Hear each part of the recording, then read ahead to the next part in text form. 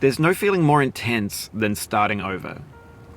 If you deleted your homework the day before it was due, as I have, or if you left your wallet at home and you have to go back after spending an hour in the commute. If you won some money at the casino and then put all your winnings on red but it came up black. If you got your best shirt dry cleaned before a wedding and then immediately dropped food on it. If you won an argument with a friend and then later discovered that they just returned to their original view. Starting over is harder than starting up. If you're not ready for that, like if you've already had a bad day, then what you're about to go through might be too much. Feel free to go away and come back. I'll be here. Alright, thanks for coming with me on this trip. I'll understand if you have to take a break at any point. Just find a safe place to stop and quit the game. Don't worry, I'll save your progress, always, even your mistakes. This game is a homage to a free game that came out in 2002, titled Sexy Hiking. The author of that game was Jazuo, a mysterious Czech designer who was known at the time as the father of B games. And B games are rough assemblages of found objects. Designers slap them together very quickly and freely, and they're often too rough and unfriendly to gain much of a following. They're built more for the joy of building them than as polished products. In a certain way, Sexy Hiking is the perfect embodiment of a B game. It's built almost entirely out of found and recycled parts, and it's one of the most unusual and unfriendly games of its time. In it, your task is simply to drag yourself up a mountain with a hammer.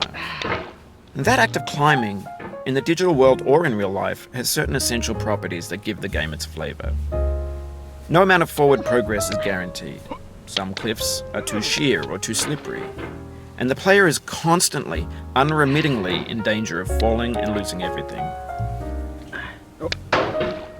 Anyway, when you start Sexy Hiking, you're standing next to this dead tree that blocks the way to the entire rest of the game. It might take you an hour to get over that tree, and a lot of people never got past it. You prod and poke at it, exploring the limits of your reach and your strength, trying to find a way up and over. And there's a sense of truth in that lack of compromise. Most obstacles in video game worlds are fake. You can be completely confident in your ability to get through them once you have the correct method or the correct equipment or just by spending enough time. In that sense, every pixelated obstacle in Sexy Hiking is real. The obstacles in Sexy Hiking are unyielding, and that makes the game uniquely frustrating. But I'm not sure Jazuo intended to make a frustrating game. The frustration is just essential to the act of climbing, and it's authentic to the process of building a game about climbing. A funny thing happened to me as I was building this mountain. I'd have an idea for a new obstacle, and I'd build it, test it, and it would usually turn out to be unreasonably hard. But I couldn't bring myself to make it easier. It already felt like my inability to get past the new obstacle was my fault as a player rather than as a builder. Imaginary mountains build themselves from our efforts to climb them, and it's our repeated attempts to reach the summit that turns those mountains into something real. When you're building a video game world, you're building with ideas, and that can be like working with quickset cement. You mold your ideas into a certain shape that can be played with, and in the process of playing with them, they begin to harden and set until they're immutable, like rock. And at that point, you can't change the world. Not without breaking it into pieces and starting fresh with new ideas.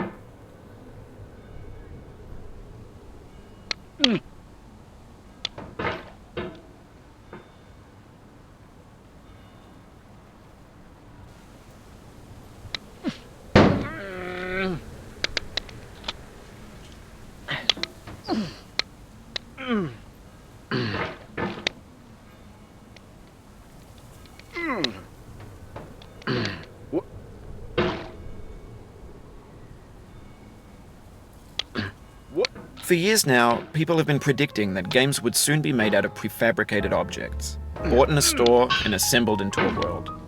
And for the most part, that hasn't happened. Because the objects in the stores are trash. I don't mean they look bad or that they're badly made, although a lot of them are.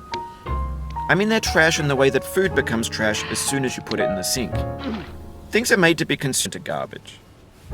In the context of technology, those moments pass by in seconds.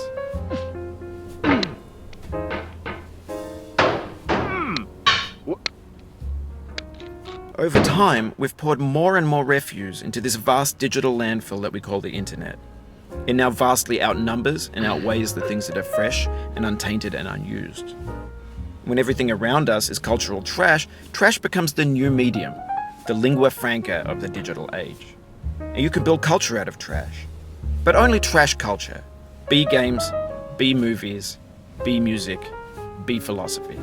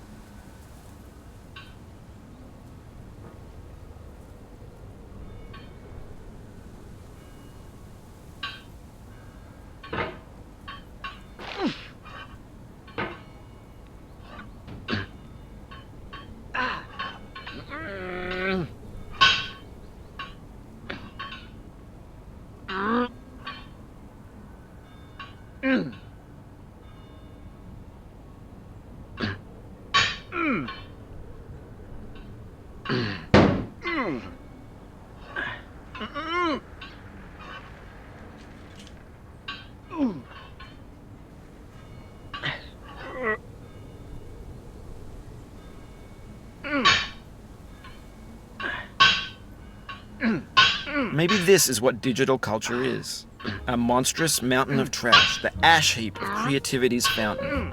A landfill with everything we ever thought of in it. Grand, infinite, and unsorted.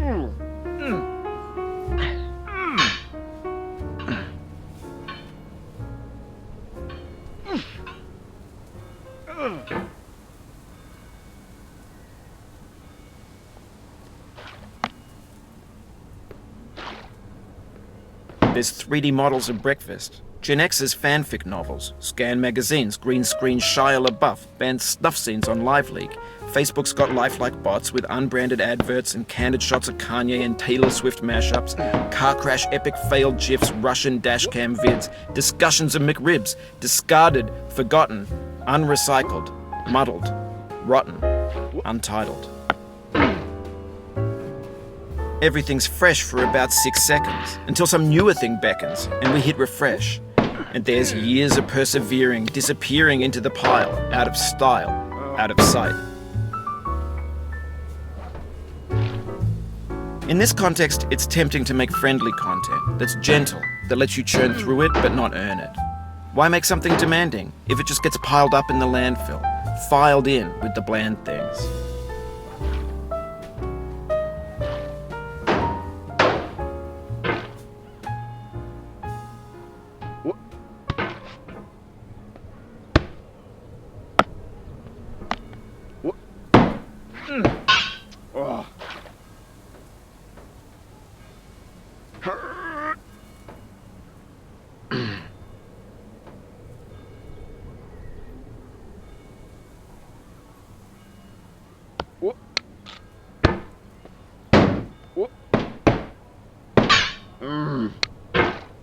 Oh, you just lost a lot of progress. That's a deep frustration, a real punch in the gut.